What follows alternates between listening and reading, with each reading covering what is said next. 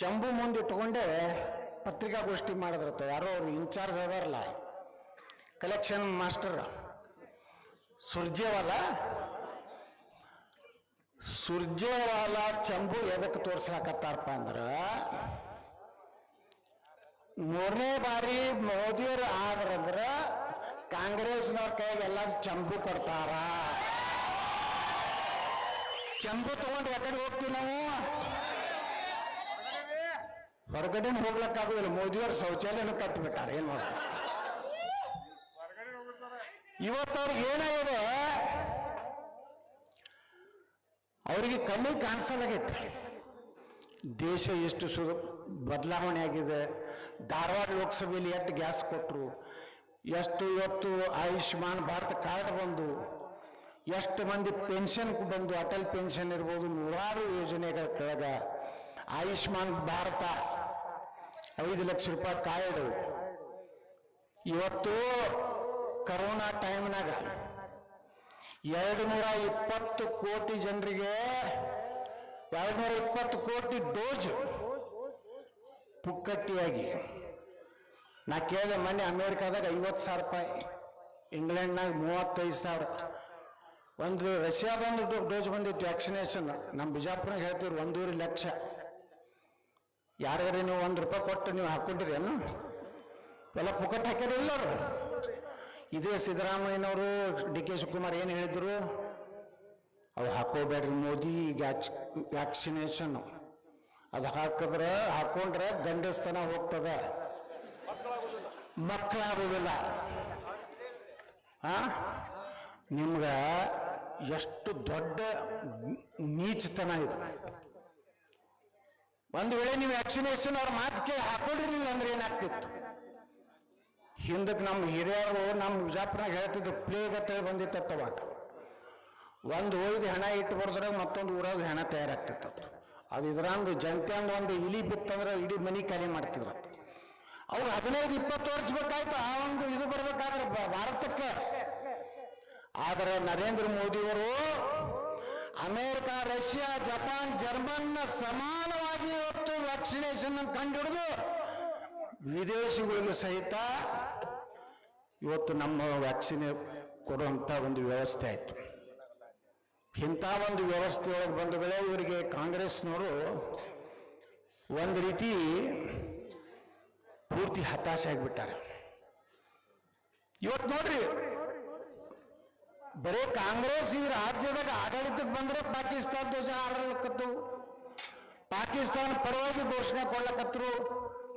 ಎಲ್ಲಿವರೆಗೆ ಬಂದಾರ, ಅವ್ರಿಗೆ ಎಷ್ಟು ಸೊಕ್ಕ ಬಂದೈತಂದ್ರ, ಪಾಕಿಸ್ತಾನದ ಸರ್ಕಾರ ಬಂದಷ್ಟು ಖುಷಿಯಾಗ್ಯಾರ. ನಾವು ಹೇಳಿದಿಲ್ಲ, ಸಿದ್ದರಾಮಯ್ಯನವರೇ ಅತ್ತೀವಿ. ಮೊನ್ನೆ ರಂಜಾನ್ ದಿವಸ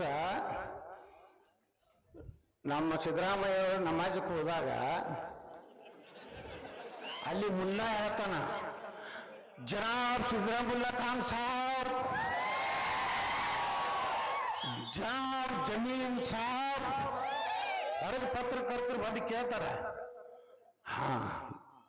ನಮ್ಮ ಮೌಲಿಗಳು ಬಹಳ ಖುಷಿಯಿಂದ ಸಿದ್ದರಾಮಣ್ಣ ಹಿಂಗಂದ್ರೆ ಯಾರೋ ಜಮೀರಮ್ಮ ಹೇಳ್ತಾನೆ. ಇಲ್ಲಿ ರಾಜ್ಯದಾಗ ಹಿಂದೂಗಳಿಗೆ ಹಿರೇಮಠ ಪ್ರಕರಣ. ಇವತ್ತು ನೀವು ಬಿಜೆಪಿಯವ್ರು ನೀವು ರಾಜಕಾರಣ ಮಾಡ್ಲಕತ್ತೀರಿ ನೋಡ್ರಿ. ಏನು ಹಳ್ಳಿಯಾಗ ಯಾರು ತಿರ್ಕೊಂಡ್ರಿ, ಯಾವ ಪಾರ್ಟಿ ಗಿಟ್ಟಿ ನೋಡ್ಕೊತ ಕುಂಡಿರ್ತೀವನ್ರಿ? ಎಲ್ಲರೂ ಹೋಗಿ ಹೆಗಲು ಕೊಡ್ತೀವಿ, ಎಲ್ಲರೂ ಹೋಗಿ. ಆದ್ರೆ ಅದು ನೋಡ್ರಿ, ಇದೇ ಮುಸ್ಲಿಂ ಹೆಣ್ಮಕ್ಳಿಗೆ ಆಗಿದ್ರೆ ಬರ್ತಿದ್ದೋಕಿ ಪ್ರಿಯಾಂಕಾ, ರಾಹುಲ್ ಅಲ್ಲಿದೆ ಹೆಲಿಕಾಪ್ಟರ್ ಬರ್ತಿದ್ರು ದಿಲ್ಲಿದಿಂದ. ಸಿದ್ದರಾಮಣ್ಣ ಅಂತೂ ಇಲ್ಲೇ ಮಕ್ಕೋತಿದ್ದ. ಒಬ್ಬರೇ ಬಂದ್ರ ಒಂದು ವಾರಗಟ್ಲೆ ಏನೇನು ಹೇಳಿಕೆ ಕೊಟ್ರಪ್ಪ, ಅದು ವೈಯಕ್ತಿಕ, ಅದು ಆಕಸ್ಮಿಕ. ಬಿಜಾಪುರನಾಗೊಬ್ಬ ಭೂಪದ ನಮ್ಮ ಶಿವಾನಂದ ಪಾಟೀಲ್ ಅಂತ, ಬರೀ ಕಂಚಿ ಕಂಪನಿದೆ ಅದು.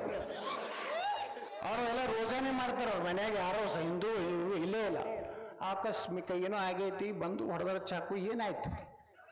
ನಿನ್ನ ಮಗಳಿಗೆ ಆಗಿದ್ರೆ ಇವತ್ತು ನಿನ್ನೆ ನಾವು ಗುಲ್ಬರ್ಗ ಜಿಲ್ಲೆದಾಗ ಯಾದಗಿರಿ ಒಳಗೆ ಒಬ್ಬ ದಲಿತ ಹುಡುಗ ಒಂದು ಯಾವುದೋ ಮುಸ್ಲಿಮ್ ರೊಟ್ಟಿ ಮಾಡುವಂಥ ಒಂದು ಇದಕ್ಕೆ ಹೋಗಿ ಒಂದು ರೊಟ್ಟಿ ಕೊಟ್ಟರೆ ಒಂದು 5 ರೊಟ್ಟಿ ಅಂದ್ರೆ ಕೊಡ್ಲಾರ್ದಕ್ಕೆ ಅವೇನೋ ಏನ್ರಿ ನಮ್ಮ ಕೊಡುದಿಲ್ಲ ಏನತ್ತ ಏನೋ ಒಂದು ಒಂದೇ ಶಬ್ದ ಅಂದಿದ್ದಕ್ಕೆ ಅವನ ಮನೆಗೆ ಹೋಗ್ಯಾನವ. ಆ ಮನೆಯಂದು ಹೊರಗೆ ತಂದು ಒಬ್ಬ ದಲಿತನ್ನು ಕೊಲೆ ಮಾಡ್ಯಾರ. ಕಾನೂನು ವ್ಯವಸ್ಥೆ ಎಲ್ಲಿ ಐತಿ ರಾಜ್ಯದಾಗ? ಹಿಂದೂಗಳು ಜೀವನ ಮಾಡೋದು ಕಠಿಣ ಆಗಿದೆ. ವಿಧಾನಸಭೆಯಲ್ಲಿ ಪಾಕಿಸ್ತಾನ ಪರವಾಗಿ ರಾಜ್ಯಸಭಾ ಚುನಾವಣೆ ಗೆದ್ರ ಪಾಕಿಸ್ತಾನ ಪರವಾಗಿ ಘೋಷಣೆ ಆಗ್ತದೆ. ಎಲ್ಲ ಮಾಧ್ಯಮಗಳು, ಈ ದೇಶದ ಮಾಧ್ಯಮಗಳು ಅವ ಪಾಕಿಸ್ತಾನ ಪರವಾಗಿನೇ ಘೋಷಣೆ ಕೊಟ್ಟ ಅಂತ ಹೇಳಿದ್ರು ಸಹಿತ ಇವರು ನಮ್ಮ ಹೋಮ್ ಮಿನಿಸ್ಟರ್ ಒಬ್ಬರು ಅದಾರ, ಅವ್ರು ಏನು ಹೇಳ್ತಾರೆ ಗುರ್ತತನು? ಇಲ್ಲ, ಅವರು ಅಭ್ಯರ್ಥಿ ಪರವಾಗಿ ಘೋಷಣೆ ಕೊಟ್ಟಾರ. ಅದು ಯಾವುದೋ ಉಡುಪಿ ಒಂದು ನಮ್ಮ ಹಿಂದೂ ಹೆಣ್ಮಕ್ಳು ಹಾಸ್ಟೆಲ್ನಾಗ ಇದನ್ನ ಇಟ್ಟಿದ್ರು, ಏನೋ ಹಿಡನ್ ಕ್ಯಾಮ್ರಾ ಇಟ್ಟು ಆ ಹೆಣ್ಮಕ್ಳು ಸ್ನಾನ ಮಾಡೋದನ್ನ ಒಂದಿಬ್ರು ಮುಸ್ಲಿಂ ಹುಡುಗರು ಮಾಡಿದ್ರೆ ಏನು ಚಾಷ್ಟಿ ಮಾಡ್ಲಿಕ್ಕೆ ಮಾಡಿರ್ಬೇಕು ಬಿಡ್ರಿ ಹತ್ತಾರ. ಏನಿದು ಈ ರಾಜ್ಯದ ಒಬ್ಬ ಗೃಹ ಮಂತ್ರಿಗಳು ಮಾತಾಡೋದ, ಅವ ಇನ್ನೊಬ್ಬ ಅದಾನ ಬಂಡೆ, ಮೈ ಬ್ರದರ್ಸ್, ಇಡೀ ಒಂದು ರಾಮನಗರನ ಗುಡ್ಡಾನೆ ಖಾಲಿ ಮಾಡ್ಯಾನ. ಮೈ ಬ್ರದರ್ಸ್ ಕುಕ್ಕರ್ ಬ್ಲಾಸ್ಟ್ ಆದ್ರೆ ಹೇಳ್ದ, ನಮ್ಮ ಅಣ್ಣತಮ್ಮರು ಹಂಗೆ ಮಾಡೋದಿಲ್ಲತ್ತೆ. ಈಗ ಏನಾದ್ರು ಇದು ಮಾಡಿದ್ಮ್ಯಾಗ ಸಿಕ್ಕ್ರಿಲ್ಲ ಅಲ್ಲಿ. ಇವ್ರಿಗೆ ನಮ್ಮವ್ರ ಅಣ್ಣತಮ್ಮರತ್ತ ಹಿಂದೂಗಳನ್ನ ಅವ್ರು ಎಂದೂ ತಿಳ್ಕೊಂಡಲ್ಲ, ನೀವು ತಿಳ್ಕೊಂಡ್ರಿ. ಅವ್ರು ಹಿಂದೂಗಳು ಸುಮ್ಮನೆ ರೊಕ್ಕ ಕೊಟ್ರೆ ಹಾಕ್ತಾರ್ರಿ ಮಕ್ಳಿಗೆ. ಇವ್ರಿಗೇನೈತಿ ರೊಕ್ಕ ಕೊಡೋದು, ಒಂದು ಸ್ಕೀಮ್ ಕೊಡೋದು, 10 ಕೆಜಿ ಅಕ್ಕಿ ಬೇಕಾ ಬೇಡವಾ? ಏನು ಬಿಕ್ಕಿ ಕೊಡ್ಲಕತ್ತೆ? ಅದರ ಕೊಟ್ಟು ಪುಣ್ಯಾತ್ಮ ಮುಂದೆ 200 ಯೂನಿಟ್ ಉಚಿತ. ಕಾಕಾ ಪಾಟೀಲ್ಗೂ ಫ್ರೀ, ಮಾದೇವಪ್ಪಗೂ ಫ್ರೀ, ನನಗೂ ಫ್ರೀ, ನಿಮಗೂ ಫ್ರೀ, ಎಲ್ಲರಿಗೂ ಫ್ರೀ. ಶ್ರೀಮಂತರಿಗೆ ಎದಕ್ಕೆ ಕೊಡ್ತಪ್ಪ 200 ಯೂನಿಟ್ ಉಚಿತ? 2,500 ರೂಪಾಯಿ ಯೂನಿಟ್ ಇದ್ದಿಂದ 7,000 ರೂಪಾಯಿ ಮಾಡ್ಯಾರ. ಮೊದಲು 200-250 ರೂಪಾಯಿ ಬರ್ತಿದ್ವಿ, ಇವತ್ತು ಎಷ್ಟು ಬರ್ಲಾಕತ್ತಿದ್ ಬಿಲ್ಲ? 1,200. ನಿಮ್ಗೆ 2,000 ಕೊಟ್ಟಾರಲ್ಲ, 250 ಬರ್ದು 1,200 ಬಂದ್ರೆ ಇವತ್ತಾಯ್ತು.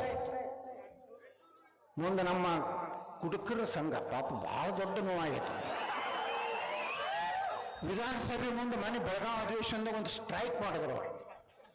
ದೊಡ್ಡ ಬ್ಯಾನರ್ ಹಚ್ಚಿ, ಕರ್ನಾಟಕ ಮದ್ಯಪಾನೀಯರ ಪ್ರಿಯರ, ಹೌದಲ್ಲ ನೋಡಿ, ಎಲ್ಲ ಕರೆಕ್ಟ್ ಅವ್ರು ಹೇಳ್ತಾರೆ, ಸಂಘ. ಭಾರಿ ಉಗ್ರ ಹೋರಾಟ. ಹೆಂಗೆ ಉಗ್ರ ಹೋರಾಟ ಅಂದ್ರೆ ಒಂದು ಕ್ವಾರ್ಟರ್ ಹಾಕಿ ಬಂದು ಕೂತ್ಬಿಡೋದು ಅಲ್ಲಿ. ಏನಪ್ಪ ಬೇಡಿಕೆ? ಇದೇ ಸಂತೋಷ್ ಲಾಡಿಗೇನು ಜಿಗಿದಾಡ್ತಾರಲ್ಲ, ಈ ಸಲ ಗಿರಕ್ಕೆ ಭಾಳ ಜಿಗಿದಾಡ್ಲಕತ್ತದ. ಯಾಕೆನೋ ಅದು ಮನಿ ಪತ್ರ ತಗೊಳಕ್ ಹೋದ್ರು. ಆ ಮನಿ ಪತ್ರದಾಗ ಏನು ಬರ್ತಿದ್ರು ಅಂದ್ರೆ, ಕರ್ನಾಟಕ ರಾಜ್ಯದ ಬೊಕ್ಕಸಕ್ಕೆ 32,000ರಿಂದ 35,000 ಕೋಟಿ ನಾವು ಎಕ್ಸೈಸ್ ತುಂಬ್ತೀವಿ. ಅದಕ್ಕೆ ಸಮಾಜನಾಗ ನಮ್ಮನ್ನ ಅತ್ಯಂತ ಗೌರವದಿಂದ ಕಾಣಬೇಕು. ನಂಬರ್ 1. ನಂಬರ್ 2, ನಾವು ಬಾರಿಗೆ ಹೋದಾಗ ಶೇಂಗಾ ಮತ್ತು ಚಿಪ್ಸ್ ಅನ್ನು ಪುಕ್ಕಟ್ಟೆಯಾಗಿ ಕೊಡಬೇಕು. ನಮಗೆ ಸಪ್ಲೈ ಮಾಡುವ ಅಲ್ಲಿಯ ಏನು ದೊಡ್ಡ ದೊಡ್ಡ ಸ್ಟಾರ್ ವೇಟರ್ ಅಂದ್ರೆ ಅದು ಈಗ ಕ್ಯಾಪ್ಟನ್ ಗಿಫ್ಟನ್ ಅಂತಾರೆ, ಸ್ವಲ್ಪ ಚೇಂಜ್ ಆಗೈತಿ. ಅವರು ಬಂದು respected sir what you want ಅಂತ ಕೇಳಬೇಕು. ಮುಂದೆ 5ನೇ ಬೇಡಿಕೆ ಭಾಳ ಭಾರಿ ಐತೆ. ನಾವು ಹೆಚ್ಚು ಕುಡಿದು ನಿಷೇಧ ಹೆಚ್ಚಾದರೆ ಪೊಲೀಸರು, ನಾವು ಗಟರ್ನಲ್ಲಿ ಬಿದ್ದಿದ್ರೆ ಅಥವಾ ರಸ್ತೆಯಲ್ಲಿ ಬಿದ್ದಿದ್ರೆ ಪೊಲೀಸರು ಬಂದು ನಮ್ಮನ್ನು ಎಬ್ಬಿಸಿ ಒಂದು ಸೆಲ್ಯೂಟ್ ಕೊಟ್ಟು ನಮ್ಮ ಮನೆಗೆ ಗೌರವಿತವಾಗಿ ಬಿಡಬೇಕು. ಪಾಪ ಹೌದು, ಅವರು ದಿವಸ 50 ರೂಪಾಯಿ ರೇಟ್ ಹೆಚ್ಚು ಮಾಡ್ಯಾರ. ಅವ್ರಿಗೆ ಏನು ಅನ್ಯಾಯ ಐತಿ? 50 ರೂಪಾಯಿ ದಿವಸಕ್ಕೆ ಹೆಚ್ಚಾಗ್ತದೆ, ತಿಂಗಳಿಗೆ ಎಷ್ಟಾಯ್ತು? 1,500 ರೂಪಾಯಿ ಆಯ್ತಾ? ಪಾಪ ಹೆಣ್ಮಕ್ಳಿಗೆ 2,500 ಇಲ್ಲಿ ಕಟ್ಟಾಯ್ತು. ಕರೆಂಟ್ ಬಿಲ್ನಾಗ 750 ರೂಪಾಯಿ ಕಟ್ಟಾಯ್ತು. ಮತ್ತೆ ಕೊಟ್ಟಿದ್ದೇನು ಸಿದ್ದರಾಮಣ್ಣ? ನಿಮ್ಮದೇ ತಗೊಂಡಿನ ಉಳಿಸೋಣ. ಇಂಥ ಸ್ಕೀಮುಗಳಿಂದ ಇದು ಒಂದು ರಾಜ್ಯಕ್ಕೆ ಸಂಬಂಧಪಟ್ಟಿದ್ದು. ದೇಶನಾಗ ಹೇಳ್ತಾನೆ ನಮ್ಮ ರಾಹುಲ್ ಗಾಂಧಿ ಎಲ್ಲ ಹೆಣ್ಮಕ್ಳಿಗೆ 1 ಲಕ್ಷ ಕೊಟ್ಟು ಬಿಡ್ತಾಂತ. ನಮ್ಮ ದೇಶದ ಬಜೆಟ್ ಐತೆ ಸರ ನೋಡ್ರಿ, 37 ಲಕ್ಷ ಕೋಟಿ ನಮ್ಮ ದೇಶದ ಬಜೆಟ್. 65 ಕೋಟಿ ಹೆಣ್ಮಕ್ಳು ಅದಾರ, 50% ಅದಾರ ನಮ್ಮ ದೇಶನಾಗ. ಒಬ್ಬರಿಗೆ 1 ಲಕ್ಷ ಅಂದ್ರೆ ಆಯ್ತು, 67 ಲಕ್ಷ ಕೋಟಿ ಆಯ್ತು. ಉಳಿಕಿದ ರೊಕ್ಕ ಏನು ಬಟಾಟಿದಂತ ತೆಗಿತಾನೆ? ಈ ಮೊದಲಿಗೆ ಏನು ಸಂಬಂಧ ಇಲ್ಲ. ಮೊನ್ನೆ ಹೇಳ್ತಾರ ನಾವು ಎಲ್ಲರ ಆಸ್ತಿಯನ್ನು ಸ್ಕ್ರೀನಿಂಗ್ ಮಾಡ್ತೀವಿ, ಸ್ಕ್ಯಾನಿಂಗ್ ಮಾಡ್ತೀವಿ. सबका हम प्रॉपर्टी स्कैनिंग करेंगे, स्कैनिंग करेंगे, सर्वे करेंगे. ಮುಂದೆ ಕೇಳ್ರಿ, ನೀವೆಲ್ಲ ಏನಾದ್ರಿ ಜಮೀನ್ದಾರು, ನೀವೆಲ್ಲ ಏನೋ ಒಂದು ಮನೆ ಕಟ್ಕೊಂಡ್ರಿ, ಒಂದು 10 ಎಕರೆ ಹೊಲ ಐತಿ, ಒಂದು ಮನ್ಯಾಗ ಒಂದು 50 ತೊಲಿ ಬಂಗಾರ ಐತಿ, ಒಂದು 2 ಮೋಟರ್ ಸೈಕಲ್ ಕಾರ್ ಮಾಡಿರಿ ತಿಳ್ಕೊಂಡು ನಮ್ಮ ಮನ್ಯಾಗ ಪಿತ್ರಾದಿ ಆಸ್ತಿ ಯಾರಿಗೆ ಹೋಗ್ತದ? ನಮ್ಮ ಮಕ್ಕಳಿಗೆ ಹೋಗ್ತತಿಲ್ಲ. ಹೋದ್ಕೊಳ್ಳೇನೆ ಮಾಡೋಣ ಉತ್ತಾರ ಕೊಡ್ತೀವಿ, ತಲಾಟಿ ಬಳಿ ಹೋಗ್ತೀವಿ, ಅವೆಲ್ಲ ಇವರ ಮಕ್ಕಳಾದಂಥ ಇಂಥವ್ರು ವಗೈರೆ ಬರೋದು ಉತ್ತರ ಕೊಡ್ತಾರ. ಈಗೆಲ್ಲ ಕಂಪ್ಯೂಟರ್ ಆಗ್ಯಾಬಿಡ. ಈಗ ಇವರೊಂದು ಕಾಯ್ದೆ ತರೋರದಾರ, ನಿಮ್ಮ ಆಸ್ತಿ ತಂದೆಯಿಂದ ನಿಮಗೆ ವರ್ಗಾವಣೆ ಆಗುವಾಗ 55% ಸರ್ಕಾರಕ್ಕೆ ನೀವು ಬಿಟ್ಟು ಕೊಡಬೇಕು. 10 ಎಕರೆ ನಿಮ್ಮ ಜಮೀನು ಐತಂದ್ರೆ 5.5 ಎಕರೆ ಸರ್ಕಾರ ತಗೋತದ. 10 ತೊಲಿ ಬಂಗಾರ ಇತ್ತಂದ್ರೆ 5.5 ತೊಲಿ, 2 ಮನೆ ಇತ್ತಂದ್ರೆ 1 ಮನೆ ಸರ್ಕಾರ ತಗೋತದ. ಯಾರಿಗೆ ಕೊಡ್ತಾರ ಗೊತ್ತನ? ಸಾಬರಿಗೆ. ಅವರು ಇದು ಗುರ್ತಾದ ಕೂಡಲೇ ಇವತ್ತು ಬೆಂಗಳೂರಿನಾಗ ಪಾಳಿ ಹಚ್ಚಿ ಊಟ ಹಾಕ್ಯಾರ. ನೀವು ಊಟ ಮಾಡಿ ಮಕ್ಕೋತೀರಿ ಮನ್ಯಾಗ. ಇಲೆಕ್ಷನ್ ಮಂದಿ ಯಾರಿಗೆ ಹಾಕಿದ್ರೆ ಏನಾಗೋದೈತ್ರಿ? ನಮ್ಮ ಮನೆ ಕಸ ನಾವು, ಹೆಂಡ ಕಸ ನಾವೇ ಮಾಡ್ಬೇಕಲ್ಲ. ಮತ್ತೇನು ಶಂಕರ್ ಪಾಟೀಲ ನಾನು ಬಂದ್ ಮಾಡ್ಬೇಕೇನು? ಏನೇನು ರಾಹುಲ್ ಗಾಂಧಿ ಬಂದ್ ಮಾಡ್ತಾನ? 55% ಇವತ್ತ ಸರ್ಕಾರ ಅದನ್ನ ಹಿಂದಕ್ಕೆ ಹೇಳ್ತಿದ್ರಲ್ಲ, ಈ ಹಿಂದಕ್ಕೊಂದು ಕಾನೂನು ತೆಗೆದ್ರೆ ಹಂಗೆ ರಾಷ್ಟ್ರೀಕರಣ ಮಾಡ್ದಂಗೆ ತಗೋತಾರೆ. ಅವರಿಗೆ ಪ್ರಧಾನಮಂತ್ರಿ ಮನಮೋಹನ್ ಸಿಂಗ್ರು ಒಂದು ಕಾಲಕ್ಕೆ ಹೇಳ್ಯಾರ. ಅವ್ರು ಏನ್ ಹೇಳ್ಯಾರಂದ್ರ, ಭಾರತದಲ್ಲಿ ಈ ದೇಶದ ಆಸ್ತಿ ಮೇಲೆ, ಸಂಪತ್ತಿನ ಮೇಲೆ ಮೊದಲ ಅಧಿಕಾರ ಮುಸ್ಲಿಮರದು. ಅವರಿಗೆ ಎಲ್ಲಾ ರೀತಿ ಕೊಟ್ಟ ಮ್ಯಾಗ ಉಳಿದಿದ್ದು ಹಿಂದೂಗಳದು. ಹಂಗಾದ್ರ ಈ ದೇಶದ ಹಿಂದೂಗಳು ಅವಾಗ ಯಾಕೆ ನೀವು ಪಾಕಿಸ್ತಾನ ಕೊಟ್ರಪ್ಪ? ನಾವು ಪಾಕಿಸ್ತಾನ ಎದಕ್ಕೆ ಕೊಟ್ರಿ? ನಾವು ನೆಹರು ಗಾಂಧಿಯವರು ಕೂಡಿ ಇವತ್ತು ಭಾರತ ಪಾಕಿಸ್ತಾನ ಒಡೆದ್ರು. ಆ ಪುಣ್ಯಾತ್ಮ ಬಾಬಾ ಸಾಹೇಬ್ ಅಂಬೇಡ್ಕರ್ ಅವಾಗ ಹೇಳಿದ್ರು, ದ ಪಾರ್ಟಿಷನ್ ಆಫ್ ಪಾಕಿಸ್ತಾನದಾಗ ಹೇಳ್ತಾರೆ ಬಾಬಾ ಸಾಹೇಬರು, ಭಾರತವನ್ನ ಇಬ್ಬಾಗ ಮಾಡಲಿಕ್ಕೆ ನನ್ನ ವಿರೋಧ ಇದೆ. ಒಂದು ವೇಳೆ ನಿಮ್ಮ ಸ್ವಾರ್ಥಕ್ಕಾಗಿ, ನೇರವಾಗಿ ಹೇಳ್ತಾರೆ ಮಹಾತ್ಮ ಗಾಂಧಿಗೆ ಮತ್ತು ನೆಹರುಗೆ, ನಿಮ್ಮ ಸ್ವಾರ್ಥಕ್ಕಾಗಿ ನೀವು ಬಹಳ ದೊಡ್ಡ ಗ್ರೇಟ್ ಲೀಡರ್ ಅಂತ ಜಗತ್ತಿಗೆ ತೋರಿಸೋದ್ರ ಸಲುವಾಗಿ ನೀವು ಭಾರತ ಇಬ್ಬಾಗ ಮಾಡುವಂತ ನಿರ್ಣಯ ತೆಗೆದುಕೊಂಡ್ರೆ, ಇಲ್ಲಿರುವಂಥ ಸಾಹೇಬ್ರನ್ನ ಆ ಕಡೆ ಕಳಿಸ್ರಿ, ಪಾಕಿಸ್ತಾನಗಿರುವಂಥ ಹಿಂದೂಗಳನ್ನ, ದಲಿತರನ್ನ ಭಾರತಕ್ಕೆ ತಗೊಂಡು ಬರ್ರಿ ಅಂತ ಹೇಳಿದ್ರು. ಇವತ್ತು ಅವ್ರು ಹೇಳಿದ ಮಾತು ಸತ್ಯ ಆಯ್ತಿಲ್ಲ. 27% ಇದ್ರು ಪಾಕಿಸ್ತಾನ ಹಿಂದೂಗಳು. ಇವತ್ತು ಎಟ್ಟದಾರ? 2.5% ಇವತ್ತು ಉಳಿದಾರ. ಎಲ್ಲಾರನ್ನೂ ಸುಮಾರು ವಿಭಜನೆ ಟೈಮ್ನಾಗ 1 ಕೋಟಿಗಟ್ಟಲೆ ಜನಕ್ಕೆ ಕೊಗ್ಗೋಲೆ ಆಯ್ತು. ಇವತ್ತೆಲ್ಲ ಮತಾಂತರ, ಲವ್ ಜಿಹಾದ್, ಬಾಂಬ್ ಸ್ಫೋಟ ಎಲ್ಲ ಆಗಿ ನಮ್ಮ ಹಿಂದೂಗಳು ಬರೀ 2% ಬಂದಾರೆ. ಇಲ್ಲಿ 14-15% ಅದಾರ. ಇಲ್ಲಿ ಅಲ್ಪಸಂಖ್ಯಾತರು 1%, 2%, 3% ಇದ್ದಾರೆ ಅಲ್ಪಸಂಖ್ಯಾತರು. 15-18 ಇದ್ದಾರೆ ಈ ದೇಶದಾಗ ಅಲ್ಪಸಂಖ್ಯಾತರು. ಅವ್ರಿಗೆಲ್ಲ ಫೆಸಿಲಿಟಿ. ರೇಷನ್ನು ಎಲ್ಲಾನು ತಗೋತಾರ, 5 ಲಗ್ನ ಆಗ್ತಾರ, 25-30 ಹಡಿತಾರ, ಎಲ್ಲ ಭಯೋತ್ಪಾದಕನೇ ತಯಾರು ಮಾಡೋದು ಅವರೇ. ಇವತ್ತು ನೋಡ್ರಿ, ಎಲ್ಲ ಹುಡುಗರು ಬರ್ತಾರೆ, ಒಂದು ಮೋಟರ್ ಸೈಕಲ್ ಕೊಡಿಸ್ತಾರೆ ಅವ್ರಿಗೆ, ಒಂದು ಇಲ್ಲಿ ರೋಡ್ ಮ್ಯಾಗ 50 ರೂಪಾಯಿ ಚಸ್ಮಾ ಸಿಗ್ತಾವ, ಒಂದು ಟಿ ಶರ್ಟ್ ಪ್ಯಾಂಟ್ ಹಾಕ್ಕೊಂಡು ನಮ್ಮ ಹಿಂದೂಗಳು ಏರಿಯಾದಾಗ ಅಡ್ಡಾಡೋದು, ಒಂದು ಹುಡುಗಿನ ಇದು ಮಾಡೋದು, ಆ ಲಗ್ನ ಆಗೋದು, 4-5 ಮಕ್ಕಳು ಹಿಡಿದು. ಇಲ್ಲಿ ಗದಗನಗೂ ಹಿಂದಕ್ಕೊಂದು ಆಯ್ತಲ್ಲ, ಒಂದು ಎಸಿಡನ್ನು ಹಾಕಿ ಆ ಹೆಣ್ಮಗಳು ಇದು ಮಾಡಿದ್ರು. ಇವತ್ತು ಅನ್ಯಾಯ ಹಿರೇಮಠರ ಮನೆಯಾಗ ಅಷ್ಟೇ ಆಗೈತೆ ತಿಳ್ಕೊಬೇಡ್ರಿ. ಕಾಂಗ್ರೆಸ್ನವ್ರಿಗೂ ನಾ ಕಿವಿ ಮಾತು ಹೇಳ್ತೀನಿ, ನಾಳೆ ನಿಮ್ಮ ಮನೆಗೂ ಬರೋದೇ ಕಾಂಗ್ರೆಸ್ನವ್ರ ಮನೆಗೆ ಬಂದೈತಲ್ಲ ಕಾರ್ಪೊರೇಟ್ರು, ಯಾವ ಪಾರ್ಟಿಯವರು ಮತ್ತು ಉಳಿದದ್ದು ಏನು ಹೇಳಿದ್ರು ಅವಾಗ ಯಾರು ಬಂದ್ರೇನು ಒಂದು ವಾರಗಟ್ಟಲೆ. ಇವತ್ತು ಬಂಧುಗಳೇ, ನಮ್ಗೆ ಸುರಕ್ಷಿತ ಈ ದೇಶದಲ್ಲಿ. ಮುಸ್ಲಿಮರನ್ನ ಇವತ್ತು ಬೆಂಬಲಿಸುವಂಥವು 52 ಪಾರ್ಟಿ ಅದಾವ ಈ ದೇಶನಾಗ. ಎಷ್ಟು ಪಾರ್ಟಿ ಅದಾವು? 52 ರಾಜಕೀಯ ಪಕ್ಷ ಅದಾವ ಈ ದೇಶನಾಗ. ಹಿಂದೂಗಳ ಸಲುವಾಗಿ ಒಂದೇ ಒಂದು ಪಕ್ಷ ಅದ, ಅದು ಭಾರತೀಯ ಜನತಾ ಪಾರ್ಟಿ, ನರೇಂದ್ರ ಮೋದಿ. ನೀವ್ಯಾಕೆ ಒಕ್ಕಟ್ಟಾಗೋದಿಲ್ಲ? ಸಂಚರಿಸಲ್ಯಾರು, ಗಾಣಿಗಾರರು, ರೆಡ್ಡ್ಯಾರು, ದಲಿತರು, ಹಾಲಮತದವರು, ನಾವು ಹಿಂಗೆ ಹೊಡೆಕೋತ ಇದು ಗ್ರಾಮ ಪಂಚಾಯತ್ ಇಲೆಕ್ಷನ್ ಅಲ್ಲ.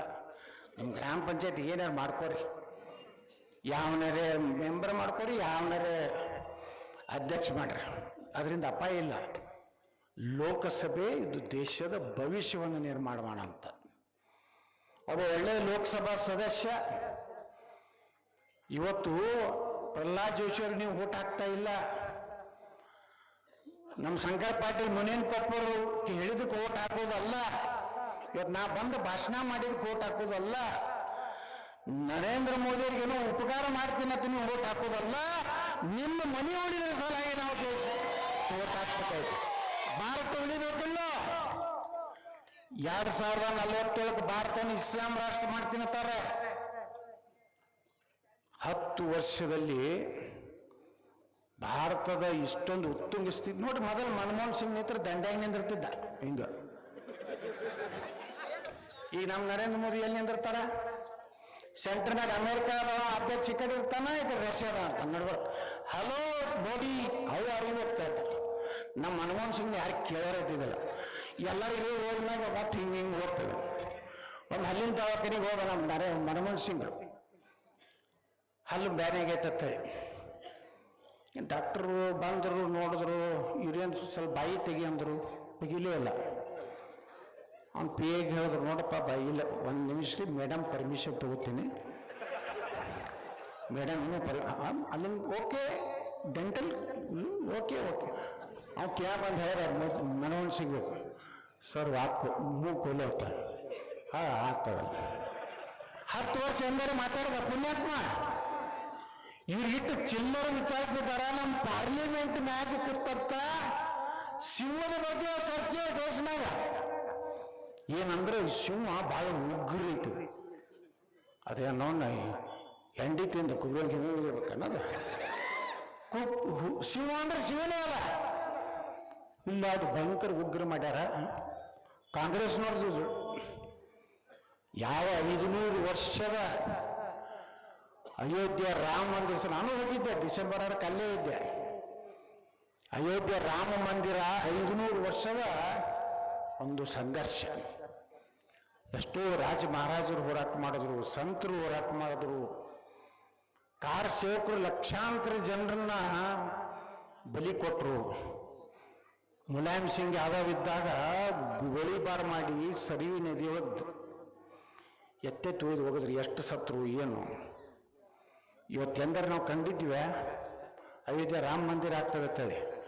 ಕಾಶ್ಮೀರದ 370 ಎಂದರೆ ತೆಗಿಲಕ್ಕ ಸಾಧ್ಯತೆ ಏನಾಯ್ತದೆ? ಮೈಮೂಗ ಮುಫ್ತಿ ಉಮರ್ ಅಬ್ದುಲ್ಲಾ ಒಂದೇ 370 ತೆಗೆದ್ರೆ ಇಡೀ ಜಮ್ಮು ಕಾಶ್ಮೀರದಲ್ಲಿ ಭಾರತದ ಒಂದು ಧ್ವಜನೂ ಇರ್ಲಾರ್ದಂಗೆ ಮಾಡ್ತೀವಿ ಅಂತ ಹೇಳಿದ್ರು. ಇವತ್ತು ಜಮ್ಮು ಕಾಶ್ಮೀರದ ಸಣ್ಣ ಸಣ್ಣ ಮಕ್ಕಳ ಕೈಯಾಗ ಭಾರತದ ತ್ರಿವರ್ಣ ಧ್ವಜ ತಗೊಂಡೋತು. ಭಾರತ್ ಮಾತಾ ಕಿ ಜೈ ಹೇಳ್ತಾ ಇದ್ದಾರೆ. ಬಂಧುಗಳೇ. ನೋಡ್ರಿ, ನೋಟ್ ಇದು ಮಾಡಿದ್ರು, ಅಗ್ನಿಪಥ್. ಜನ ಭಾಳ ಈಗ ಬುದ್ಧಿವಂತರದಾರ. ನಾ ಇವತ್ತು ಮುಂಜಾನೆ ಇದ್ರಾಗ ಒಂದು ಸಣ್ಣ ಹುಡುಗ 12 ವರ್ಷದ ಶಿವಾಜಿ ನಾವು, ನಾ ಹೇಳಿದೆ ಹಿಂಗೆ ಆಸ್ತಿ ನಾಳೆ ಇದು ಮಾಡಿ ಯಾರಿಗೆ ಕೊಡ್ತಾರಂದ್ರೆ ಆ ಹುಡುಗ ಮುಂದೆ ನಿಂತಿದ್ದ ಕುಂದ್ಕೊಳ್ಳ. ಸಾಬ್ರು ಕೊಡ್ತಾರ್ರಿ, ನಮ್ಮೇಲೆ ಕೊಡ್ತಾರ ಅವರು, ಸಾಬ್ರು ಸಲ 12 ವರ್ಷ ಅಂದ್ರೆ ನೀವು ಇಟ್ಟೆಲ್ಲ ದೊಡ್ಡವ್ರು ತಿಳ್ಕೊಬೇಕಲ್ಲ. ಅಗ್ನಿಪಥ್ ಹಳ್ಳಿಯಾಗಿ ಯಾಕೆ ಪ್ರಧಾನಮಂತ್ರಿ ಮೋದಿಯವರು ಇದನ್ನು ತೊಗೊಂಡು ಬಂದಾರೆ ಯೋಜನಾ ಅಂದ್ರೆ 4 ವರ್ಷ ದೇಶದ ಸೇವೆಗಾಗಿ ಮಿಲಿಟ್ರಿಗೆ ಹೋಗೋದು ಯುವಕರು. ಅವ್ರಿಗೆ 4 ವರ್ಷದ ನಂತರ ಸರ್ 25 ಲಕ್ಷನೂ ಅವ್ರಿಗೆ ಹಣ ಬರ್ತದೆ. 20 ಲಕ್ಷ ತಿಂಗಳ 50ರಿಂದ 60 ಸಾವಿರ ರೂಪಾಯಿ ಪಗಾರ ಬರ್ತದೆ.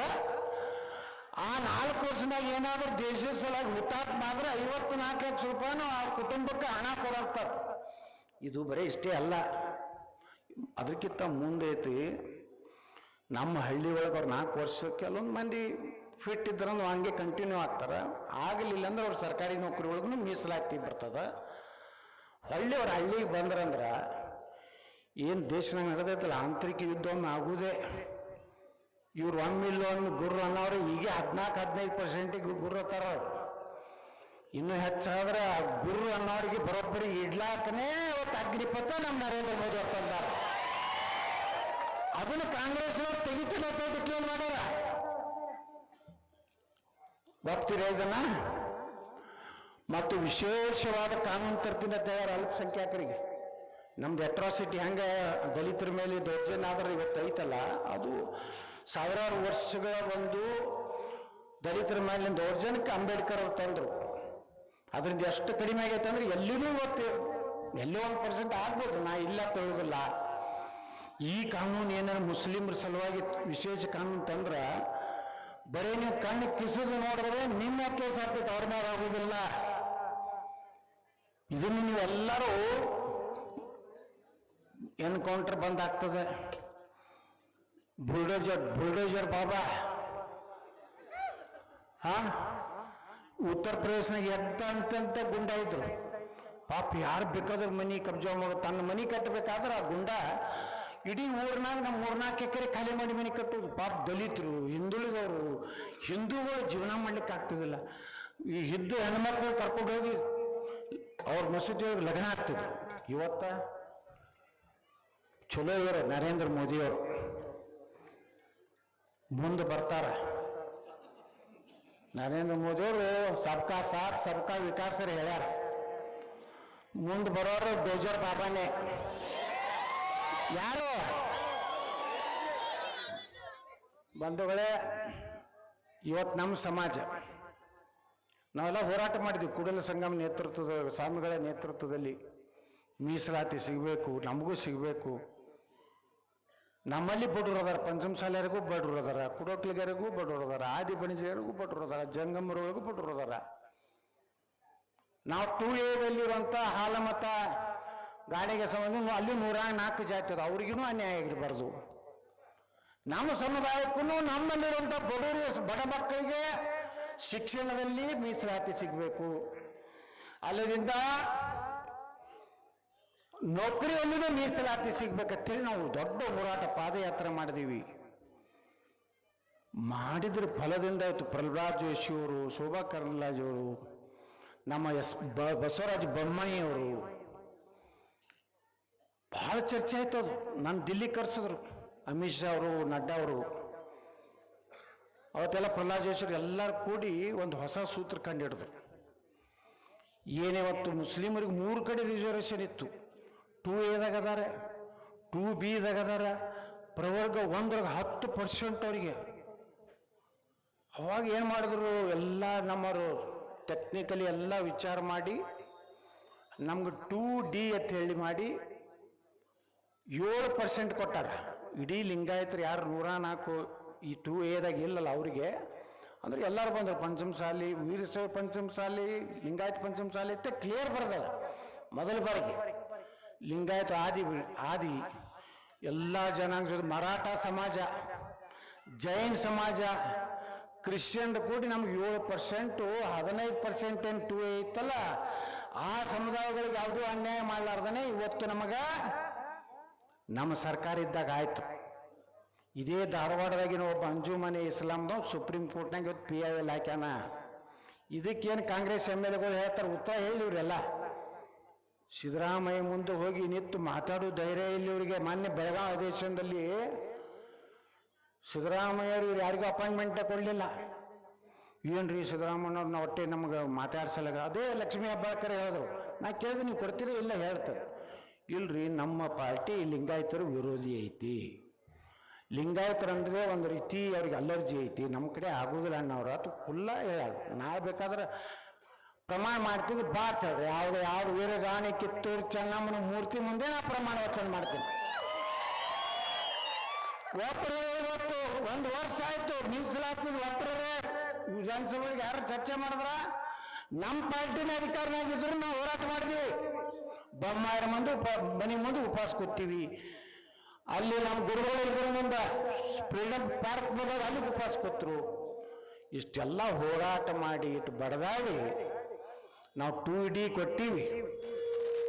ಈ ಸರ್ಕಾರ ನಾಳೆ ಇದು ಮುಗಿಲಿದು ಲೋಕಸಭೆ, ಮತ್ತೆ ನರೇಂದ್ರ ಮೋದಿಯವರು ಪ್ರಧಾನಮಂತ್ರಿ ಆಗೋರು. ಜಗತ್ತಿನ ಯಾವ ಶಕ್ತಿನೂ ಪ್ರಧಾನಮಂತ್ರಿ ಆಗೋದನ್ನು ತಪ್ಪಿಸ್ಲಿಕ್ಕೆ ಸಾಧ್ಯ ಇಲ್ಲ.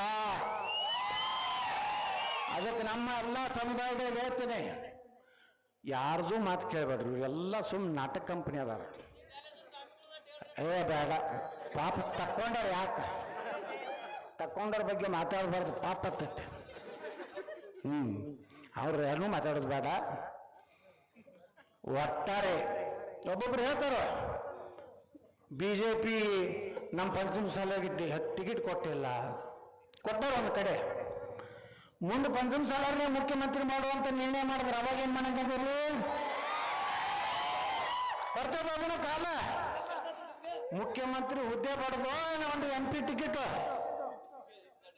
ಮುಖ್ಯಮಂತ್ರಿ ಆಗ್ಬೇಕಿಲ್ಲ ನಮ್ಮ ಸಮಾಜದವರು. ಅದಕ್ಕೆ ಬಂಧುಗಳಿಗೆ ಅಂತ ಕಾಲ ಬರ್ತದೆ. ಅದನ್ನೇನು ತಲೆಗಿಟ್ಟುಕೋಬೇಡ್ರಿ. ಈಗ ಯಾವುದೇ ಜಾತಿ ಮ್ಯಾಗ ನಾವು ಓಟ್ ಹಾಕೋದಿಲ್ಲ. ನಮ್ಮ ದೇಶದ ಸಲುವಾಗಿ, ನಮ್ಮ ಮನೆ ಉಳಿದ್ರ ಸಲುವಾಗಿ ಹಾಕಲಾಕತ್ತೀವಿ. ನಮ್ಮ ಜಾತಿ ನಿಮ್ಮ ಜಾತಿ ಎಲ್ಲ. ಪ್ರಹ್ಲಾದ್ ಜೋಶಿಯವರು ನಾನು ನೋಡೀನಿ, ಒಂದು 3 ಮಂದಿ ನೋಡೀನಿ. ರಾಮಕೃಷ್ಣ ಹೆಗಡೆ ಅವರು ಲಿಂಗಾಯತರ ಪರವಾಗಿ ಯಾವಾಗಲೂ ಗಟ್ಟಿದ್ರು. ಅದರ ನಂತರ ಅನಂತಕುಮಾರ್ ನನಗೆ ಕೇಂದ್ರ ಮಂತ್ರಿ ಮಾಡಿದ್ರು. ಅನಂತಕುಮಾರ್ ಅವಾಗ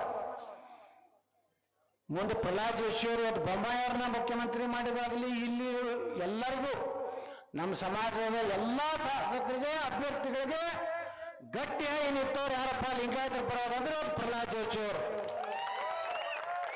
ಟೈಮ್ ಆಯ್ತು ಅನ್ನೋ ಅದಕ್ಕೆ ನಾವು ಮುಗಿಸ್ತೀನಿ. ಅದಕ್ಕೆ ನಾವು ಒಂದೇ ಮಾತು ಕೇಳ್ಕೊತೀನಿ, ಯಾರೂ ತಲೆಗೆ ಏನೂ ಇಟ್ಕೋಬೇಡ್ರಿ. ಇವ್ರು ಅಪಪ್ರಚಾರ ಮಾಡ್ತಾರ. ಯಾವುದೇ ಸೇಡಿನ ರಾಜಕಾರಣ ಯಾರೂ ಮಾಡಿಲ್ಲ. ಅದು ಕಾನೂನು ಇದೆ, ಕಾನೂನಾಗ ಏನಾಗ್ತದೆ ಆಗ್ತದೆ. ದಯವಿಟ್ಟು ಕೈ ಮುಗಿದು ಕೇಳ್ಕೊತೀನಿ, ಎಲ್ಲರೂ ಭಾರತೀಯ ಜನತಾ ಪಾರ್ಟಿ ಪ್ರಹ್ಲಾದ್ ಜೋಶಿ ಅವರಿಗೆ ಅತಿ ಹೆಚ್ಚು ಮತ ಹಾಕಿ